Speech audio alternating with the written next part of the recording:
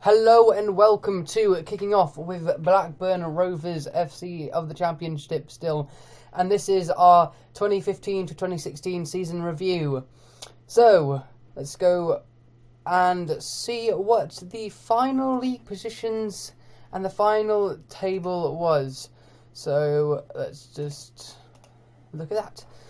So, as you can see, Derby and Hull were promoted, just promoted, yeah, from with first and second.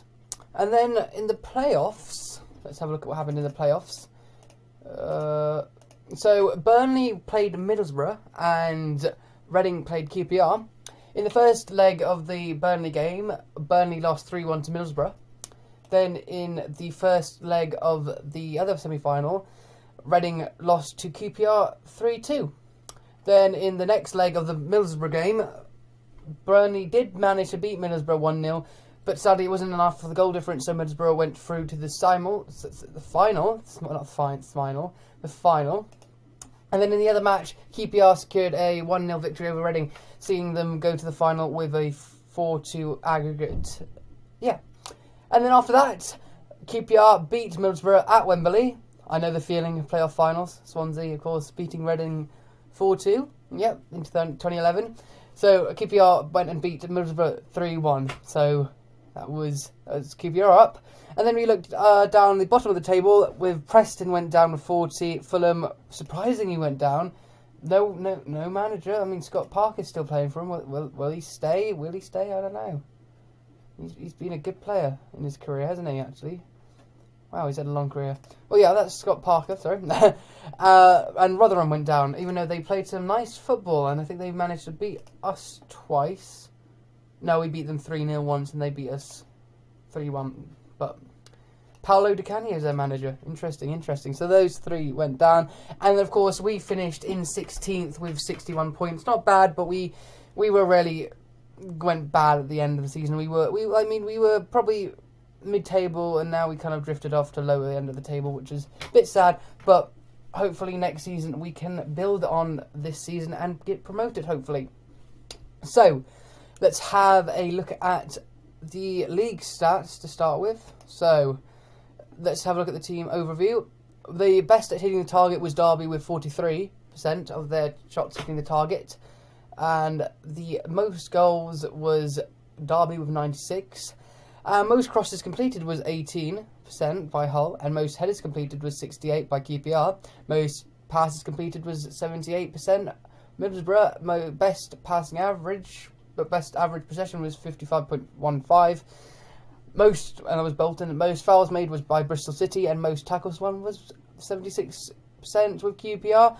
Most clean sheets was Hull with 20, and least conceded was Hull with 44. Now, let's go into the player stats.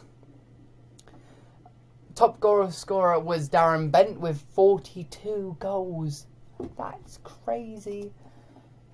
She's so crazy. He almost scored more goals than he played games. That is ridiculous. But you gotta give it to him. Brilliant, absolutely brilliant. I mean, his stats wouldn't suggest that he's that good, but wow, he can score. Best at hitting the target, was Jordan Rhodes with 64% of the shots hitting the target. Most key passes was from Luke Freeman. Most assists was Jose Carlos of Huddersfield. Good player. Ooh, very good player for that championship. Most dribbles made was the Cape Verdean Ryan Mendes da Gracia of Cape Verde. Good player there with 6.3 per match usually. Most distance run in 90 minutes was Craig Conway, Scottish, and as you'll see in a minute, we have signed him down to another year with 14.60 kilometres. Most tackles made in a match average was Jose Casado. Most key tackles in a match was made by Christopher Berra, or most key tackles overall was Christopher Berra. Most clean sheets, of course, would have gone to Alan McGregor of Hull, and the least conceded goalkeeper was Bartosz Blakowski. Very good. Now, so what else do we want to see? Let's go to the award winners. So, goal of the season went to Dale Jennings. Do you want to? I'll just show you this game. I think I'll just show you if I can. How can I do it? So this is the goal, if it's going to work. This is the goal that won the goal of the season. I hope you like this kind of section. I just thought you might do.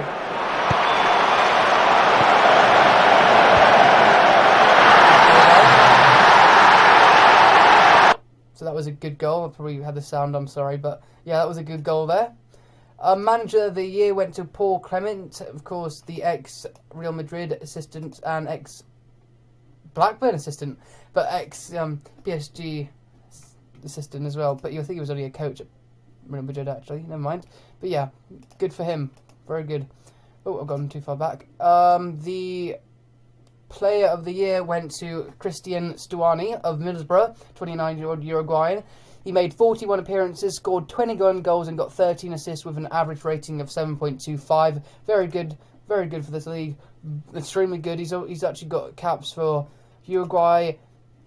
Very good player, all-round attacking player. Can play on right, can play on left, even can play in the middle if he wanted to. But good as striker, and I mean I would take him any day.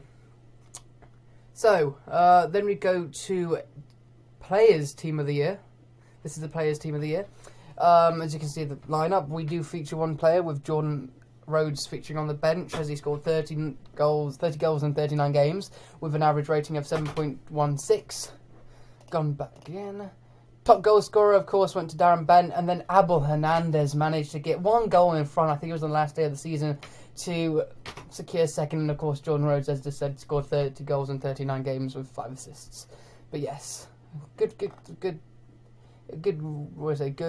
amount of goals scored.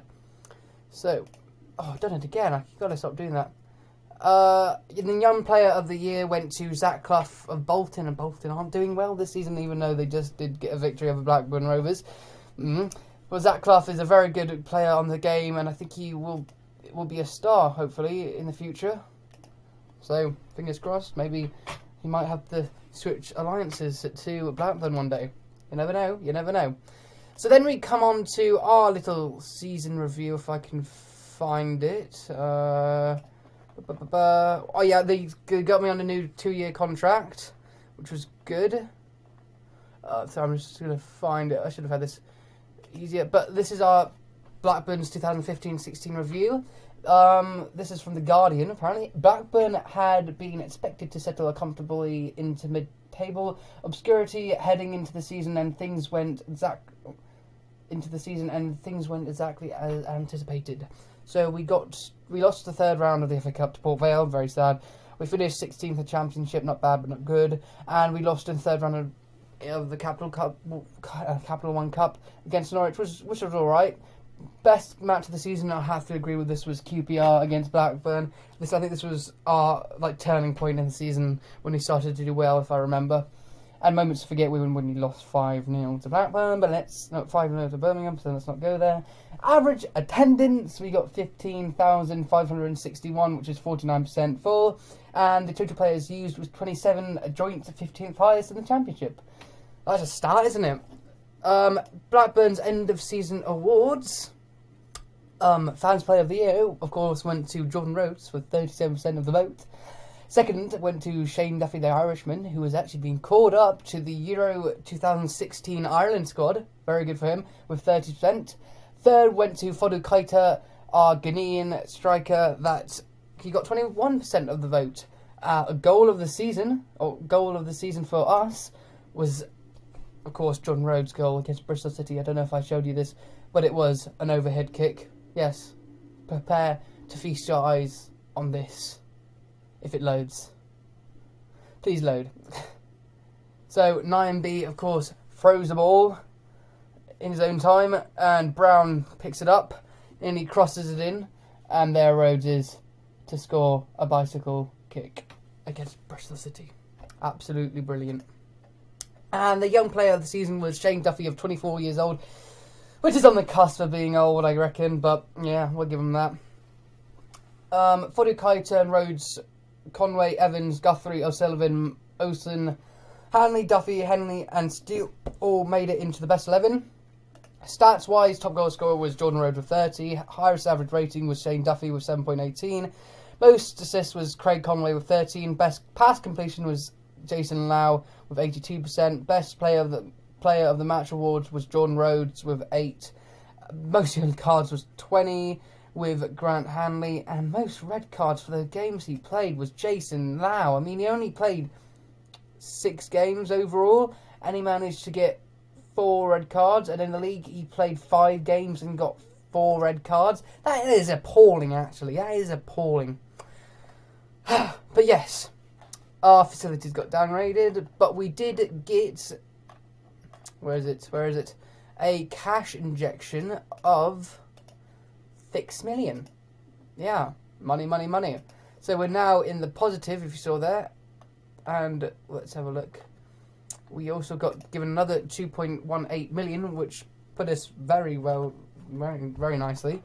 So yeah, our finances, as you can see, are much better now. Probably going to deteriorate over the season, but hopefully we can actually get into the Premier League and get some more money. Hopefully, fingers crossed, as all goes to plan. Let's just have a look at my stat page.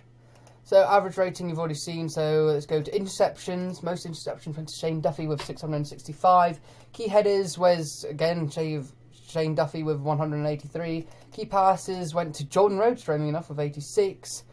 Key tackles went to Shane Duffy again with 34. Best pass completion, of course, you saw. And most mistakes was actually made by Craig Conway with 148. And our highest value player, of course, would be Jordan Rhodes at 8.25 million estimated value. Yes, that's that. So, what else can I show you? I do have some transfers that I'm inquiring about, like Kyle Bartley. I'm thinking about getting him as my third choice centre-back, depending on the amount of money he will cost. I might wait, actually. No, I might see what's going to happen, because I think I might get him on a really cheap deal. I mean, he did alright when he was at Burnley, so I might see. And then I'm also bringing in Bakhtiar Rahmani. I'm taking a bit of a punt, seeing that I can't scout him, but looking at his attributes, he looks very good, and he's only 24. He's played 10 times for Iran. He obviously was in their World Cup squad, because I know that World Cup kit, and they were very good in the World Cup. I did enjoy watching Iran in the World Cup. And he's played very well for the Iranian team of Fulad. I think they're a good team. Let's have a look. I don't know if they're a good team. Maybe they're a mid-table or, like, I don't know. Let's actually have a look. Well, I think they might be actually quite a good team, actually. Never mind. But yeah, he could be coming in, fingers crossed, as our new central midfielder. He's a good box-to-box, I think, hope. Well, I need to train him into the midfield centre role, but he's got all the stats that I would look for. So, I'm very sorry for the late video, you could say, because it's been about a week or 2 now. But it's just, of course, Christmas and, eating too much, and, you know, presents, family. So I couldn't get around to making a video, sadly. But you were probably all with family, eating and stuffing your face, of course, as well. I hope you accept my apology as such, but hopefully videos will be coming out more regularly, like once a week, of this save, and maybe some updates on some saves I'm doing off screen. If you'd like to see that, I don't know, maybe you will. Leave it in the comments if you do. So, looking forward to the 2016-17 season with Blackburn Rovers. Put in the comments, actually, who you think would be good signings for this year, if you know any that will, like, people that go out of contract, or just players that look good, I don't know. Give me any tactical advice, and of course subscribe and like. I've been the Philosopher 24. This has been Blackburn Rovers kicking off our first season, and I'm out.